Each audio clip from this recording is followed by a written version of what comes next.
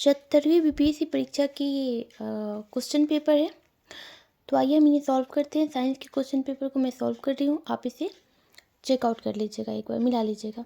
निम्नलिखित में से कौन सा लोहे का अयस्क है? तो आपको पता होगा कि हेमेटाइट जो होता है, लिमोनाइट होता है, फेरेटाइट जो होता है, ये सब लोहे का अयस्क होता है। नेक्स्ट क्वेश्चन ये साइंस का नहीं है, बट ये एक बार देख लीजिए। क्योंकि लावा के ठंडा होने और ठोस होने पर किस प्रकार की चट्टान बनती है? तो अग्नेय चट्टान बनती है। जो कि यहाँ पे इग्नियस लिखा है, तो ये अग्नेय ही है। तो इसका राइट आंसर हो जाएगा बी। ओके, तो अग्नि चट्टान के लिए बोला है, ठंडा होने पे अग्नि चट्टान हो जाता है लावा। तो इग्नियस जो होता है वो भी अग्नि चट्टान है। हिंदी मीडियम को थोड़ा प्रॉब्लम होगा, बट इंग्लिश में सेम ही लिखा है।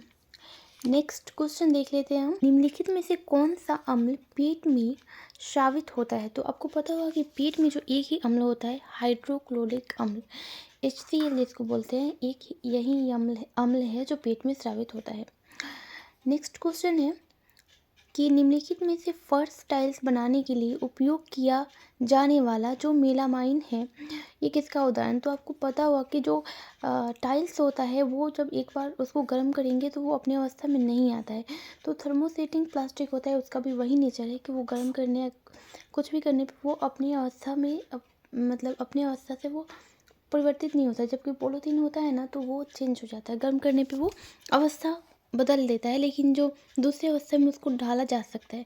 लेकिन जो थर्मोसेटिंग प्लास्टिक होता है उसको हम फिर दूसरे में यूज नहीं कर सकते। ठीक है, नेक्स्ट देख, अगला प्रश्न है कि ऊष्मा स्थानांतरण जिसके लिए किसी माध्यम की आवश्यकता नहीं होती है क्या कहलाता है? तो आपको पता है कि संचालन जो होता है वो धीरे धीरे चलता है, चालन विधि से चलता है। संवहन जो होता है थोड़ा जंप कर करके चलता है। विकिरण होता है डायरेक्ट आता है।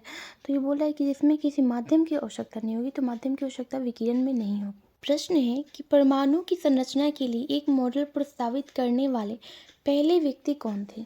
तो आपको पता होगा कि सबसे पहले जो परमाणु मॉडल प्रस्तावित किया था किसने? तो जे थॉमसन ने किया था। इसने बताया था कि परमाणु जो होता है एक तरबूज के जो बीज होते हैं उनके समान होता है। तो जे थॉमसन राइट आंसर हो जाएगा। अगला देखते हैं हम कि किस मीटर का उपयोग वाहनों में तय की गई दूरी को मापने के लिए किया जाता है? आपको पता है कि तय की गई दूरी दिया है, यहाँ पे तय की गई चाल नहीं दिया है। चाल जहाँ हो जाता है वहाँ स्पीडोमीटर लाते हैं, और जहाँ दूरी आता है वहाँ ओडोमीटर लाते हैं। ऑडियो नहीं, ओडोमीटर। तो याद रखिएगा, जहाँ पे दूरी मापने के लिए कहता है गाड़ी का, वाहनों का, तो ओडोमीटर लाते हैं। तो प्रश्न है कि डाल्टन ने परमाणु सिद्धांत की सफलतापूर्वक व्याख्या इनमें से कौन सी है? तो डाल्टन जो है द्रव्यमान संरक्षण का नियम दिए थे, स्थिर संगठन का नियम भी दिए थे, बहु अनुपात का नियम भी दिए थे। रेडियो धर्मिता है, इसका नियम इन्होंने नहीं दिया था। रेडियो के धर्मिता के बारे में बाद में खोज हुआ, इन्होंने नहीं बताया था।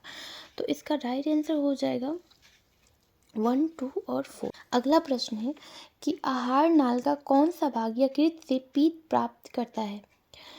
तो आहार नाल का आपको पता होगा कि आहार नाल का जो छोटी आंत होता है वहीं पे पित्ताशय आके मिलता है। जो भोजन अम्लीय होता है, जो आपने पहले देखा कि पेट में HCl अम्ल होता है जो अम्लीय भोजन को बना दिया रहता है, उसको जो पित्ताशय जो होता है उससे जो पीत रस निकलता है वो उसको क्षारीय बना देता है।